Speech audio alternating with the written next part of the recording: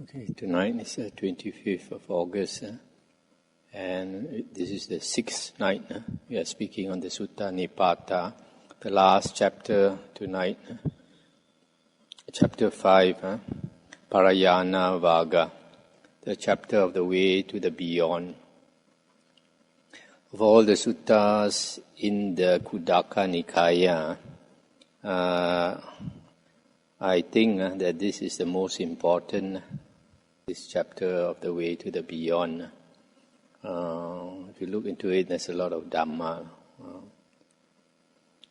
We start with the prologue. One day a man walked out of the beautiful city of Savatthi in Kosala.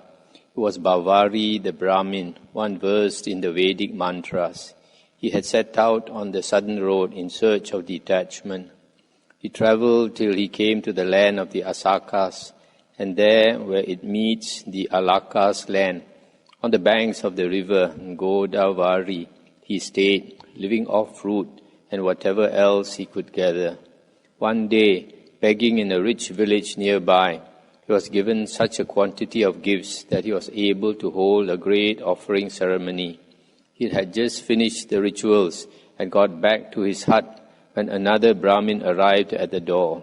He was thirsty, covered with dust, with stains on his teeth and swellings on his feet. He came up to the hermit and begged to be given 500 pence worth of money. As soon as the hermit saw the visitor, he made him sit down. After he had asked after his health and happiness, he told the man he couldn't help. "You see, Brahmin, I've given away everything I've been given. Please forgive me, but I haven't got 500 pence. And the visitor said, "You have rejected the pleading of a beggar. May your head split into 7 in 7 days' time as a result of this refusal." And then, before he left, the rascal chanted spells and laid a formal curse on Bavari, to the Brahmin's great distress. In the days that followed, the Brahmin's pain increased. The sadness and grief were like darts in his side. He couldn't eat. He just wasted away. He couldn't even settle his mind in meditation. But a friendly goddess spirit saw him in his suffering and fear, and so she came to his hut and talked to him. "He was only an impostor, that man," she said, "trying to make easy money. Besides, he was ignorant. He knows nothing about the head and nothing about head splitting." "Goddess," said the Brahmin, "if he doesn't know, then who does? If you understand head splitting, then please tell me all about it. I have to understand it." "No," said the spirit, "I can't help you. I don't know a thing about it. The only people who can know about things like that are conquerors." "Well then, Goddess," said the Brahmin, "you must tell me who in the world I can go to who will know." And this is how the goddess replied. "In the line of the great king Okaka, a boy has been born to the Sakyans. He has gone out of their capital Kapilavatthu. He has gone into the world as a leader and a light. This man, Brahmin, has total enlightenment. This man has total perfection. This man has the power of total knowledge, the eye of total vision. He has found the total ending. He has lost the basic grasping and is free. He is enlightenment. He is a Buddha.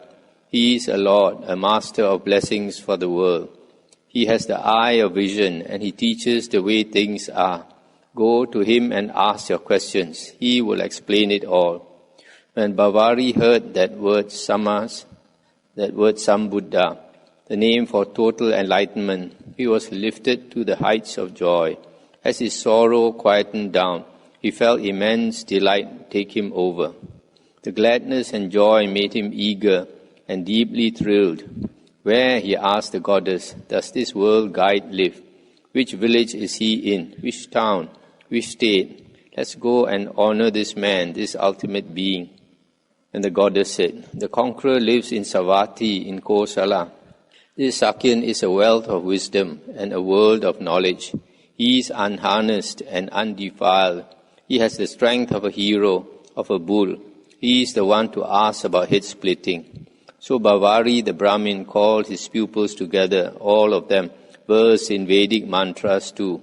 Come here, Brahmin students, he said, and listen to this. I have something to tell you. Something has happened, something that rarely takes place in the world. A Sambuddha has arrived. Yes, a man has been born in the world who is now recognized as fully enlightened. Brahmins, you must go immediately to Savatthi to see this perfect being. But Brahmin, sir, said the students, how can we go if we don't know what enlightenment looks like? Tell us, sir, how to recognize it.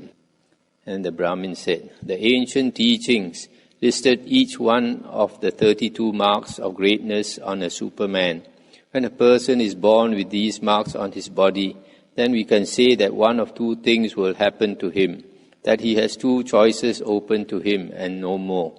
He can choose the life of a layman, the home life. Then he will conquer the world, not by force, but by virtue. Or he can choose to leave his home, to live as a homeless wanderer, and then he will become a Sambuddha, a man of worth, a fully enlightened, incomparable one. Now when you think you have found this man, you must ask questions in your mind about my age, my family, my body marks, my rituals and my pupils, and ask about head splitting too. If he is the Buddha with perfect penetrating vision, then he will answer aloud the questions you've asked in your minds. As Bavari talked, his Brahmin students listened. There were 16 of them, all of them famous teachers in their own right, namely Ajita, Tisametya, Punaka, Metagu, Dotaka, Upasiva, Nanda, Hemaka, Todeya, Kappa, Jatukani, the scholar, Bhadravuddha, Udaya, Posala, Mogaraja, the learned, and the great teacher Pingya, the wise. All of them were there. They were all well known as teachers and as men who found their enjoyment in life through their meditation practice. They were men, it was said, who had not lost the scent of their previous good deeds. When Bavari had finished his instructions to them, they carefully paid their respects and walked past him to his right. With their hide robes and their hair and their braided plaits of hair, they set off towards the north. They travelled through the land of the Alakas, coming first to Patitana, then to Mahusati, Ujjaini, and Gonada. On they went to Vedisa and Vadnasa, to Kosambi and Saketa, until they came to the greatest of all cities, Savatthi. From there they set out again, this time to the land of Magadha. They passed on their way through Setavya, Kapilavatu, and the town of Kusinara. They went on to Pava, to Boganagara, the city of wealth, and then to Vesali, where they came to the beautiful Pasanaka Chettiya, the rock temple. They climbed up the mountain path with the zeal and the haste of a merchant drawn to wealth, or a thirsty man to cool water, or a man with sunstroke to shade. And there, with the Sangha of monks gathered all around him, sat the Lord, the Blessed One. He was explaining the Dhamma to them. The lion was roaring in the jungle. Ajita saw the man of full enlightenment. It was like the sun shining without burning. It was like the moon bright and full on a full moon day. He could see all the signs of greatness clearly marked on his body. Astonished and overjoyed, he stood respectfully to one side and silently thought his first question. Tell me, he asked in his mind, how old my teacher is. Tell me what his family name is. Tell me how many of the marks of greatness he has got, and how well versed he is in the Vedic mantras, and how many does he teach. He is 120 years old, said the master aloud. His family name is Bavari. He has 3 of the body marks. He has complete knowledge of the 3 Vedas, and also of the commentaries, rituals, and signs. He instructs 500, and he has reached the ultimate stage according to his teaching. Describe Bavari's body marks, masterman, desire cutter, said Ajita silently, so that we have no room at all for doubt. And the Buddha said, these are his 3 body marks, young man. His tongue is large enough to cover his mouth. There is a tuft of hair growing between the eyebrows, and the foreskin completely covers the phallus. Everybody could hear the Master talking to someone they could not see. Who was asking these questions they couldn't hear? Was it some god, they wondered? Was it Indra, Brahma, or Sakka? Who was the Master talking to? Astonished, they made the folded hand gesture in respect. Meanwhile, Ajita was asking another mental question. Bavari asked about heads, Master, he thought, and about how they are split. Please, great teacher, answer this question too. The head, said the Master, is not understanding. The head is split in pieces and destroyed by understanding, with its army of powers in support, confidence, mindfulness, meditation, and determination and energy. These are the powers that split heads. With the thrill of exaltation stiffening every pore of his body, the young Brahmin student bared his shoulder from his height and got down to the ground at the feet of the Master. Sir, he said with his head bowed, Lord, Seer, Bavari, the Brahmin, and all his followers are filled with joy and delight. We have come to offer you honor and reverence here at your feet. And the Buddha said, May Bavari, the Brahmin, and all his followers be happy. May you be happy too, young man, and may your life be long. For Bavari, for you, and for all of your group, there are many different doubts and confusions. You now have the opportunity to ask about them. Ask now whatever you want to know. The man of full enlightenment had given Ajita permission, so the Brahmin student respectfully sat down, made the folded hand gesture, and addressed his first question to the thus gone one. Stop here for a moment. This is the prologue, and might not be the actual sutta. It might have been concocted over the years, like this initial part where the beggar begged him for 500 pence and he refused to give and cursed him and he got frightened. Hard to believe if he's so learned and he knows all the mantras, he should have more powerful mantras. Now this is the real Dhamma part. Ajita's questions. What is it, said Ajita, that smothers the world? What makes the world so hard to see? What would you say pollutes the world? And what threatens it most? And the Buddha said, It is ignorance which smothers, and it is carelessness and greed which makes the world hard to see. The hunger of desire pollutes the world, and the great source of fear is the pain of suffering. In every direction, said Ajita, the rivers of desire are running. How can we dam them, and what will hold them back? What can we use to close the floodgates? And the Buddha said, Any river of desire can be stopped with the dam of mindfulness or recollection, sati. I call it the flood stopper, and with wisdom you can close the floodgates. Sir, said Ajita, where there is wisdom and mindfulness, there is also the hybrid of mind and matter. What brings it all to a halt? This is the answer to your question, Ajita, said the Buddha. Individuality can be brought to a total end by the cessation of consciousness. Stop here for a moment. This cessation of consciousness is Nirodha Samapatti. When a person comes out of that state, then he becomes enlightened. Sir, said Ajita, there are people here who have mastered all the teachings, and there are students and apprentices, and ordinary people too. Tell me how these people should live and work. And the Buddha said, Let them be like a wanderer, a monk, mindful and skillful in every way.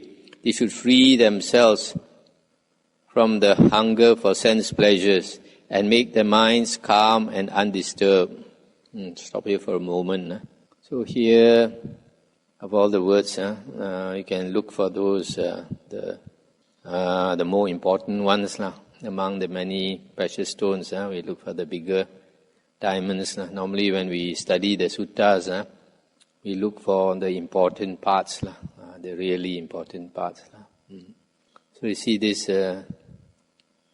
number 3 and 4, the rivers of desire are running. So the Buddha says it can be stopped with mindfulness or recollection. And with wisdom, you can totally close the floodgates. So this mindfulness or recollection is very important. It is unremitting mindfulness on one object, so that the mind does not stray. When the mind strays, then you have like and dislike, opinions and views and all that. So you have desires. So even in some of the previous sutta we read that when a monk goes forth, all the memories of the lay life come back to haunt him. So the first years as a monk, even for your 3 months or so, you can know all the thoughts go back to the home. A lot of dukkha when you miss your home, your family members and all that. So if a person renounces for good, it's even worse. Your 3 months, at least you know after 3 months, you sure go back. But if a person renounces for good, then like the Buddha, at the age of 29, he renounced. I'm sure all the thoughts go back to the family, to the wife, to the son who was just born. He probably cried night after night. But because he was already an Arya, the determination, the Buddha said, grit your teeth when the going is hard. Grit your teeth and bear it. Everything is anicca. The suffering also is anicca. The feelings, you can get over them after a while. You need to cry, have a good cry. Then after that, struggle on again. So this mindfulness, always putting your mind on your object. Your mind does not go back to those things that you have always desired. All those things, your attachments. Even when we meditate, whenever we meditate, you find the thoughts come up non-stop. And those thoughts that come and disturb you are all your attachments. But you have to fight with it. Otherwise, when you, in a few more years, when we all have to go, these same thoughts will come and haunt you. You have attachments on your deathbed. All these attachments will come and haunt you. So, okay. Tissa Metia's questions. Then the Brahmin student, Tissa Metia, asked the master some questions. Who in the world is contented? Santusito, he asked. Is there anyone who isn't full of agitation? Is there anyone who can understand the alternatives without getting stuck in his thinking between them? And who would you say deserve the title super being? Who is there who isn't caught up in the patchwork world of greed? And the Buddha said, there is a person who is not full of agitation. It is the monk whose actions in a sensuous world are pure and good. His actions or conduct in a sensuous world are pure and good. He does not have the thirst of craving. He never loses mindfulness, and he has, by his own decision, become extinguished. Calm. He understands the alternatives without being stuck in the thinking between them. This is whom I would call a super being, a man beyond the patchwork world of greed. Stop here for a moment. So here, Tissa Metia's questions. I find this paragraph number 2 very important. He does not have the thirst of craving. He never loses mindfulness. So we have to give up the craving. All the things that we love are the very things that will give us suffering. If we are not attached to anything, there would not be suffering. It's the very things that we love and desire. Those are the very things one day will give us a lot of pain when we have to part from them or they have to part from us. So this craving, you have to give up attachment. And then he never loses mindfulness. This is unremitting mindfulness. Only when you have unremitting mindfulness, the stray thoughts don't flow. If you don't have unremitting mindfulness, then the stray thoughts flow. And it's these stray thoughts that give you havoc in the mind, that give you suffering. All the, what we call in Chinese, da wang xiang, all the stray thoughts, all the thinking. The more you think, the more you suffer, mental suffering. Punaka's questions. The Brahmin student Punaka was the next to speak. I have come, he said, to ask a question of the one without desire, the one with root depth wisdom. It is this, Master, that I would like you to explain. Why is it that the wise men in the world, the Brahmins, rulers and others, have always offered sacrifices to the gods? And the Buddha said, these men were always making offerings to gods because as they grew older, they wanted to preserve their lives as they were. But Master, said Punaka, did they ever get beyond old age and birth by making all these careful offerings? Their prayers, said the Buddha, their praises, their offerings and aspirations were all made on a basis of possession, of reward. They longed for sensual pleasure. These men, these experts in offerings, were delighting in the passion for becoming. These men could not go beyond getting old and being born. You must explain this to me, Master, said Punaka. If all the offerings of the experts couldn't get them beyond aging and birth, then who of all men, who of all the gods has ever managed to go beyond?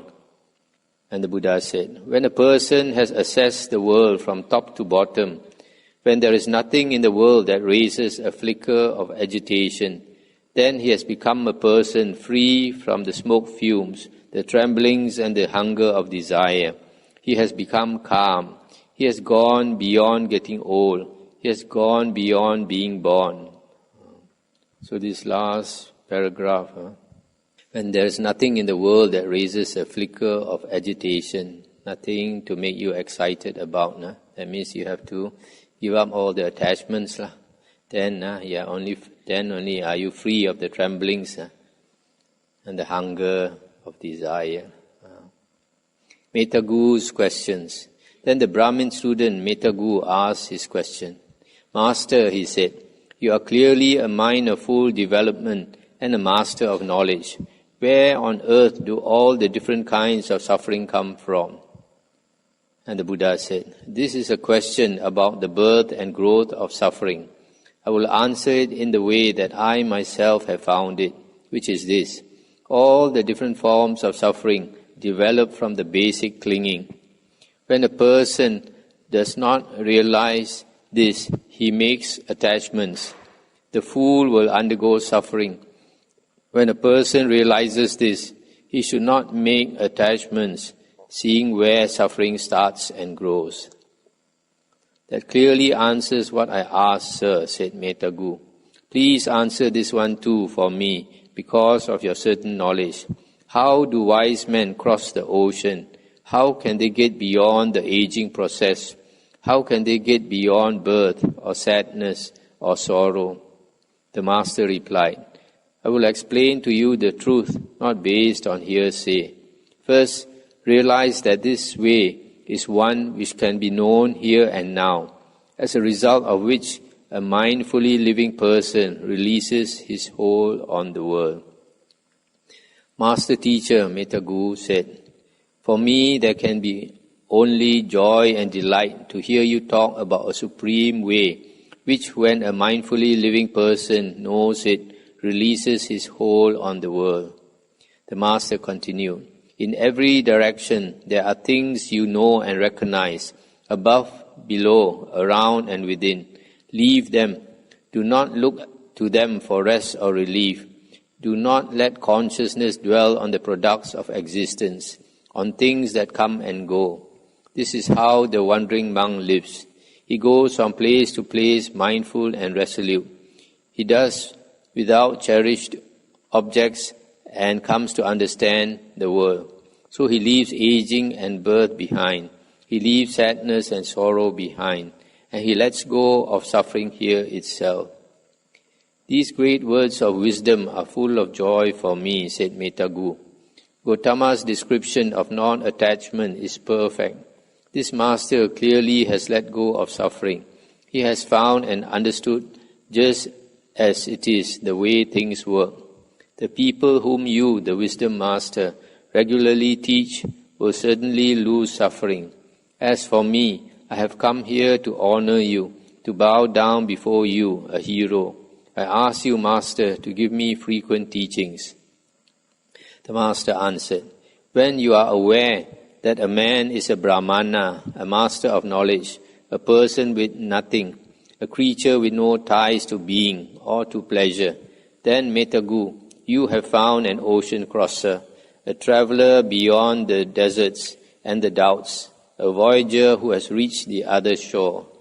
This is a knower, a master of knowledge, a hero who has dissipated the pull of constant becoming, a man who has lost the clinging, the trembling and the hunger of desire. This, I would say, is the man who has gone beyond getting old. He has gone beyond being born. Stop here for a moment. So you see paragraph 3. Paragraph 3, a person should not make attachments. If you have attachments, you will undergo suffering. And then paragraph 5, realize that this way is one which can be known here and now, as a result of which a mindfully living person releases his hold on the world. So, again, you have to be mindful of your meditation object all the time so that the mind does not wander. And then number 7, paragraph 7, do not let consciousness dwell on the products of existence, on things that come and go. Everything in the world comes and goes. So, if we think about them, attach to them, then we will suffer. Then number 8, mindful and resolute, without cherished objects. He comes to understand the world and leave the cycle of existence behind. So you need mindfulness and you need resolute, that means energetic effort, without cherished objects, without attachments.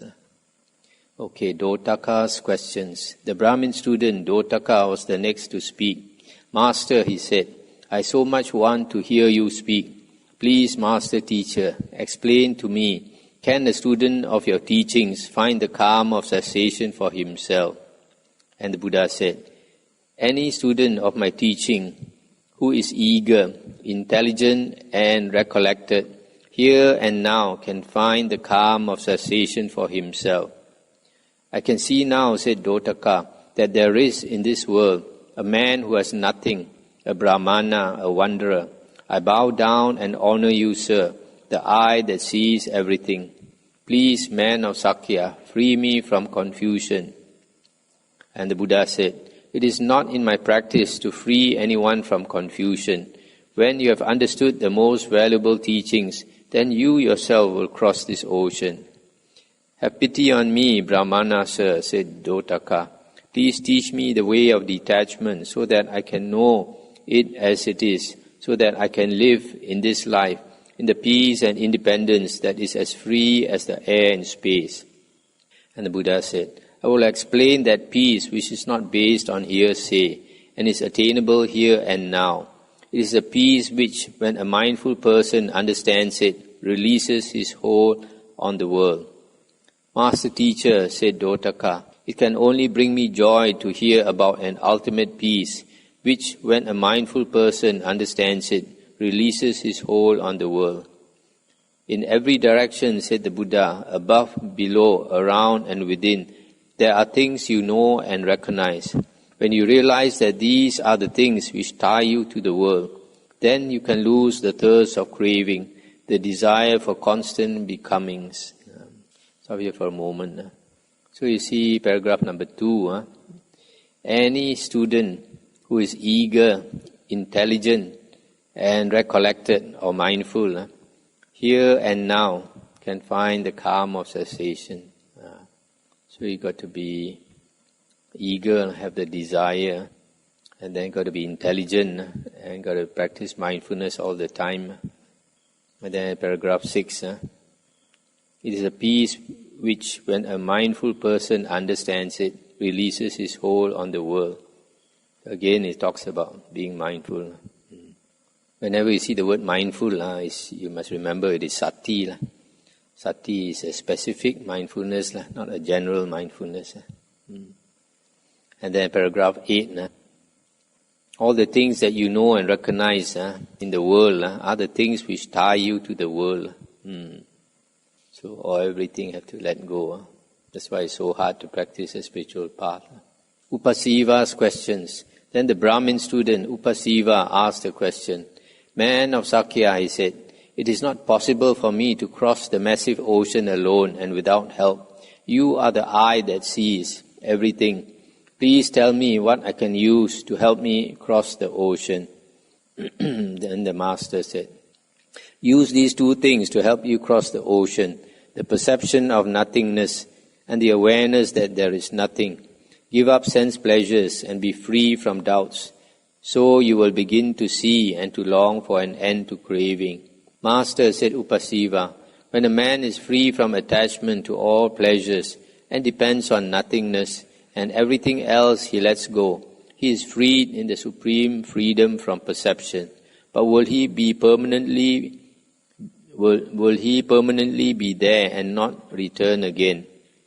And the Buddha said, when a man is free from all sense pleasures and depends on nothingness, he is free in the supreme freedom from perception.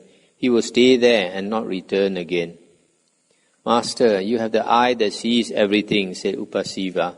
If this man stays many years in this state without returning, will be cooled and freed there itself. Say whether consciousness will still exist for such a person. And the Buddha said, it is like a flame struck by a sudden gust of wind. In a flash it has gone out, and nothing more can be known about it. It is the same with the wise man, freed from mental existence. In a flash he has gone out, and nothing more can be known about him. Please explain this clearly to me, sir, said Upasiva. You, a wise man, know precisely the way these things work. Has the man disappeared? Does he simply not exist? Or is he in some state of perpetual well-being? And the Buddha said, when a person has gone out, then there is nothing by which you can measure him. That by which he can be talked about is no longer there for him. You cannot say that he does not exist. When all ways of being, all phenomena are removed, then all ways of description have also been removed. And the Buddha said that like the Buddha is Anthony Nibbana, he is unfathomable. You cannot fathom his state, you cannot understand his state. This paragraph 3, when a man is free from attachment to all pleasures and depends on nothing, and everything else he lets go, then he is freed in the supreme freedom. Nanda's questions. The next of the Brahmin students to speak was Nanda, and this is what he asked the Buddha. Many people in the world, he said, talk of wise men who they say are living in the world. What do you think about this? When they call someone wise, are they talking about his knowledge or about the way he lives? To the experts, said the Master, the word wise has nothing to do with the way a person sees things, or with what he has been taught, or with what he understands. To me, Nanda, a wise man is one who is disarmed. He lives in seclusion, without the tremble or the hunger of desire. Then, Master, said Nanda, there is another question I must ask you. All religious teachers and Brahmins have talked about the way to be pure. Some have said that purity comes from world views and from teachings. Some have said it comes from good deeds and religious rituals. Others have said it comes from other things. Would you say, sir, that these men living in this world who have taught these things have gone beyond birth and aging? And the Buddha said, I would say this about religious teachers who teach that views and teachings, or deeds and rituals, or anything else will make you pure. I would say that these men living in this world have not gone beyond birth and aging. But Master, said Nanda, these men who teach that purity comes from views and teachings, or deeds and rituals, and other things, these men are religious leaders, and you say that they are not ocean crossers. I must ask you another question, sir. Can you, a wise man, say who in the world has gone beyond birth and aging? And the Buddha said, I do not say that all religious teachers and Brahmins are wrapped in the shroud of birth and aging. There are some who have let go of worldviews, of teaching traditions of thoughts. They have let go of religious practices and rituals. They have left all the different forms behind, and they have a total understanding of attachments. For them, there are no asavas. These truly are the ocean crosses. How perfect is the wisdom master's explanation of non-attachment, said Nanda. It fills me with joy to hear it, and to hear that there are people who have let go of views, of traditions, of thoughts, of religious practices and rituals, and of all the different forms. And these people have a total understanding of attachment. They have lost the asavas. These are the people whom I too will call the ocean crosses. So you look at paragraph 2, this important part. A wise man lives in seclusion. You find a holy man always like to live alone.